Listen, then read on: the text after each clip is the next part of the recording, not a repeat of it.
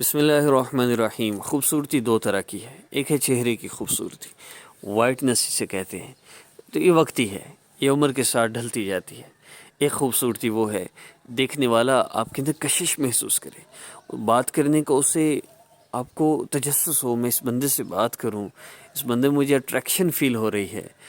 अब ऐसी आप फीलिंग्स चाहते हैं, लोग आपके बारे में ऐसे फील करें, मुख्तसर सा आपने अमल करना है। हर नमाज, एक तो नमाज की पाबंदी, नमाज में सजदा लंबा करें।